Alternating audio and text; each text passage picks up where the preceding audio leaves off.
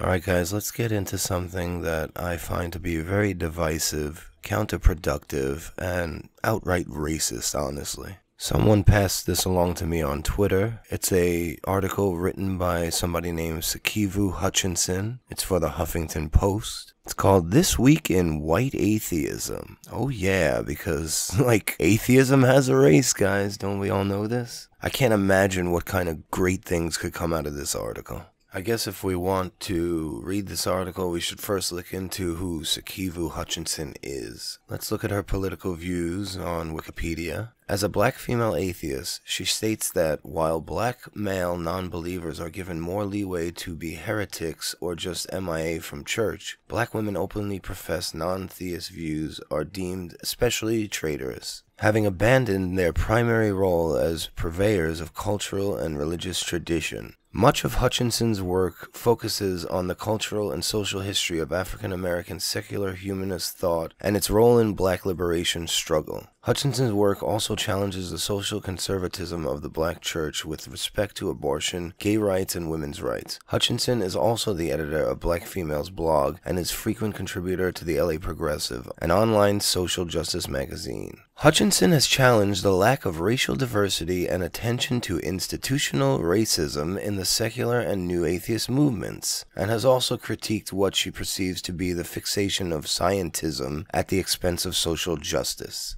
She has championed the inclusion of anti-racism, anti-sexism, anti-heterosexism in mainstream secular humanist and atheist discourse. She has also written extensively on the role of free thought and secular humanism in black women's liberation and gender justice. Hutchinson subscribes to a radical humanist vision that eschews religious and social hierarchies of race, gender, sexuality, class, and ability status because they undermine the universal human rights and self-determination of oppressed peoples. For communities of color, radical humanism reinforces the cultural legitimacy, visibility, and validity of non-believers of color within the context of a white supremacist, heterosexist, patriarchal, economically disenfranchising, ideological regime that equates morality with Abrahamic religious paradigms and beliefs. Abrahamic being brown Middle Easterners who made the religion, but okay. Radical humanist rejects the notion that there is only one way to be black or Latino, and that women and the LGBT community are marginal and morally aberrant. I think they mean abhorrent.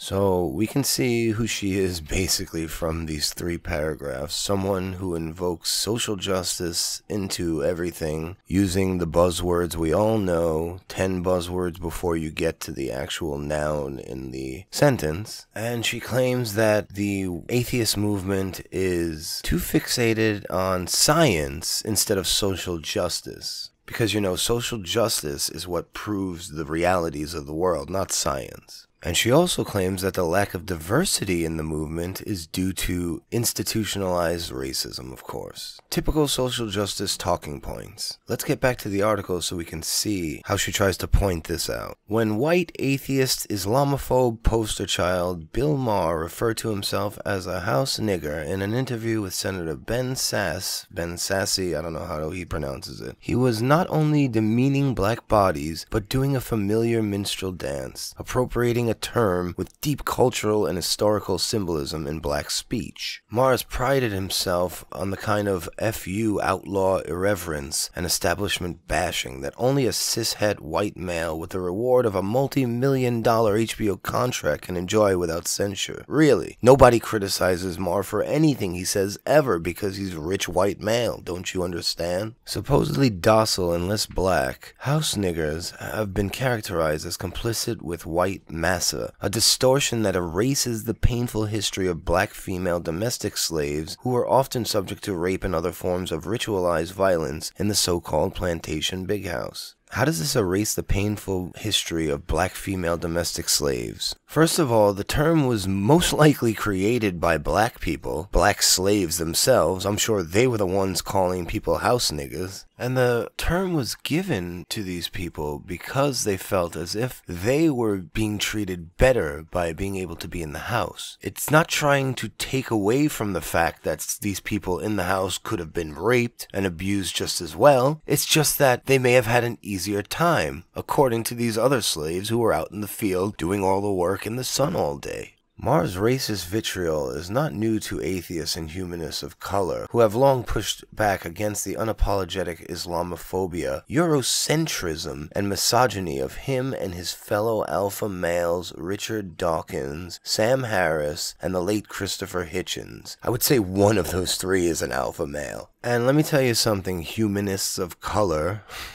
Jesus Christ. I know. Okay, you're insane if you don't push back against Islam. You're completely wrong and insane if you don't push back against it as a humanist. Okay, so to take every criticism of Islam and point out and say these people are Islamophobic, you're hurting the secular movement. No matter how much you think you're helping it, you're hurting it. Eurocentrism? When does Dawkins or Sam Harris or any one of these people push Eurocentrism? When do they speak about Europe ever, first of all? They talk about evolving the secular Western society. Not European or Western European society, which is what Eurocentrism has to do with. You know, Richard Spencer and all those types. They're all about the Eurocentrism. Sam Harris, Christopher Hitchens? No, never talked about it. We have to be white Eurocentrists. Never fucking happens. I would say these people spend more time pushing against the so-called white religion, Christianity. The problem here is and always is that these people who are involved in social justice movement, they see every problem as being put forth by the white man, which sort of goes against Hutchinson's view of there's not just one way to be black. So, you know, there's not just one way to be white. White people are not all about Eurocentrism. It's just really pathetic at this point in time that, let's say, the black community or the people of color community have this gripe with whites who talk about Islam. Everyone should be talking about Islam and how horrible it is. Just as we've all talked about how horrible Christianity is. We've done it for years. It's been the particular focus of the quote-unquote white atheist movement. And as for this white atheist movement or black atheist movement, this is the type of shit that will keep us apart. This is the type of shit that will keep people racist. This is the divisive rhetoric that keeps us apart, keeps us from being brothers. So the new atheist movement is predominantly white. Black people, come forward. Come join the movement. It's not called the white atheist movement. It's called the atheist movement. So come and join. White atheists have been saying, you know, I don't see many black atheists out there. The percentage of religiosity in the black community is extremely high. We know this. You've had people like Matt Dillahunty purport for black atheists to come forward and help out in the movement. There's no reason to try and separate atheist movements by color. What good does that do anything? It's just segregation. Another way to segregate a community, which you're trying to say is racist and white supremacist in nature. So if that's the case, segregating atheist movements by race is just doing what a white supremacist movement would want now, isn't it? No, people don't think that logically. They just go by their feelings.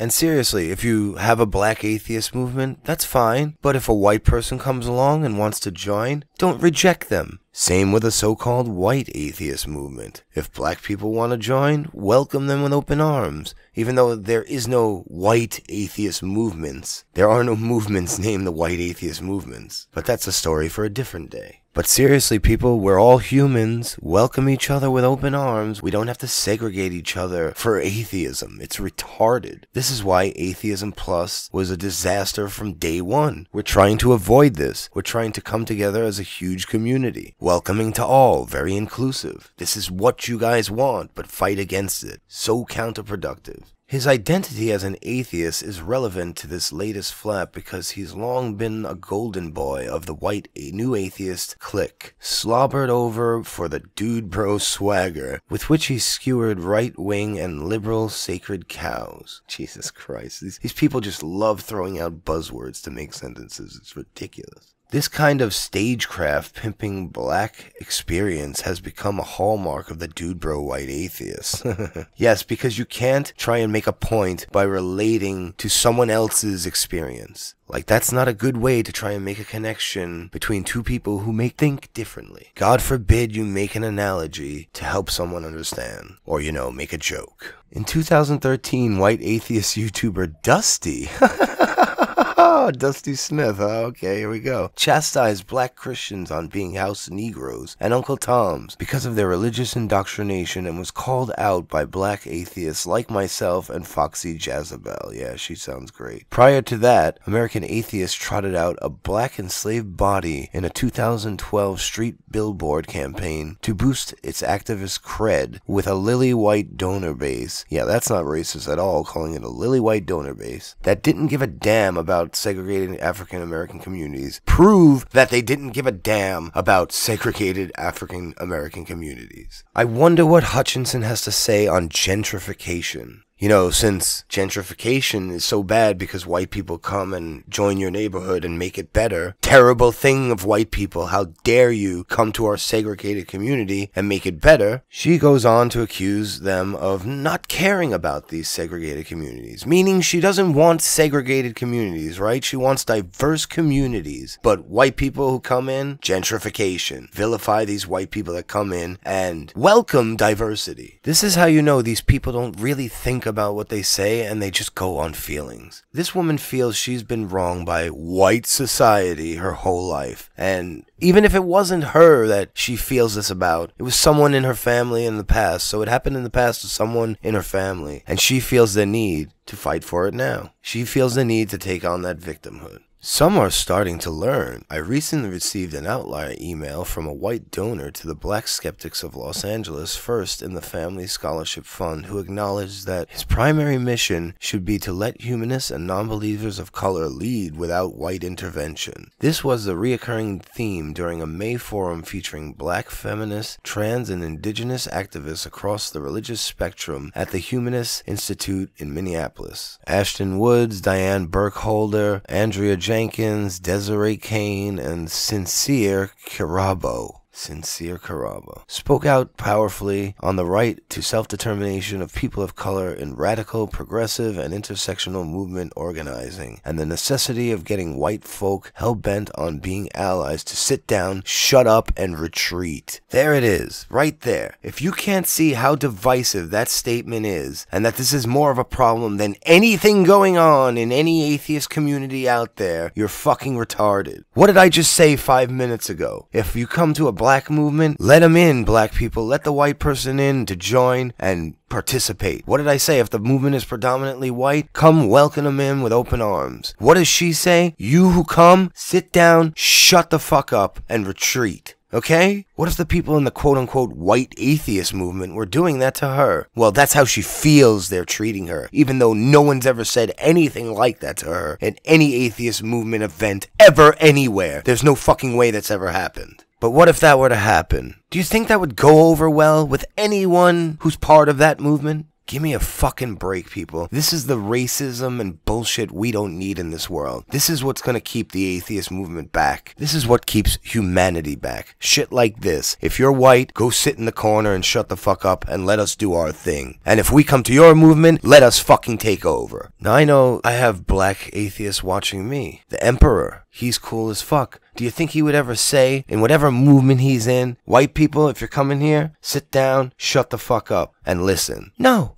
Of course he wouldn't, because he's not a racist scumbag. These people are insane. They're fucking racist. They don't even realize it. The issue of white incursions into intentional as well as institutionally segregated spaces of color is magnified by a seismic shift occurring in urban communities of color pushed to the brink by gentrification. See, what did I tell you? As black and brown neighborhoods are increasingly under siege from white home buyers, developers, and speculators, communities of color are in even greater peril. Yeah, white people moving to neighborhoods because it's cheaper is an invasion. Do you understand the way these people speak? They think of everything as war. White against black. This is how these people think. Housing and rental affordability has plummeted, and the unemployment rate of African American youth has continued to skyrocket, with the unemployment rate of black male youth ages 16 to 24 hovering around 20% as of July 2016, in comparison to approximately 9% of young white males. The malign neglect of the neoliberal democratic policies is symbolized by the Obama administration's piecemeal attention to black youth employment under the anemically funded My Brother's Keeper initiative, with out African American girls, based on the erroneous premise that their status was better than that of black boys. Since his election, Trump's Orwellian misinformation about 59% black unemployment has only fueled the familiar narrative of pathological inner cities overrun with lazy, shiftless, violent black men. Well, those neighborhoods are overrun with a high crime rate from black men predominantly. Taken in this context, Maher's minstrel-esque appropriation of the term house nigger is even more infuriating, as it implies insider-outsider status within a power structure based on white supremacy. He was making a reference to a time when it was like that. Outsider or outlaw status has been card frequently played by white atheists, fronting as though their non-believer status makes them an oppressed class bereft of race and class privilege. No one's really claiming victimhood and oppression, but if you're gonna talk about who would more likely be the oppressed class in the United States, would it be the 10% atheists or the 90% religious? And that includes all races of people in those atheists, not just white people. So stop making like white people are trying to make white atheists an oppressed class. They're saying, if anything, that atheists are oppressed, quote unquote. Now, as they bemoan the Trump administration's latest assault on secular rights and women's rights, more of them, as Diane and Desiree noted to the Humanist Institute mostly white audience, have become freshly galvanized as freedom fighters and allies when the liberation struggle of people of color was never on the menu before. Maher's use of the black body to front is yet another reminder of why atheist identity politics will always be a sham. They are a sham because they're useless and unnecessary, completely divisive, and completely hindering to any secular movement out there, or any movement out there of any sort. This article is just another reminder that the social justice movement talks out of both sides of its mouth. They want segregation, they don't want segregation. Come to our movement, you sit down and shut up. Linda Sarsour said the same thing, while me and other people of the sort are saying, come to the movement and help whoever you are. Give us your input. Let's make this thing better. We don't need any more division than there already is. It's bad enough I'm dealing with atheists who don't think religion should be eradicated. Oh, and when I say eradicated, I don't mean forcefully taken away from someone. I want people to come to the realization on their own that there is no God and there's no use for religion in this modern day and time. But then again, what the fuck do I know? I'm just some white boy from Brooklyn, probably peddling white supremacy and gentrification, to my benefit and no one else's. On that note, people, have a good night.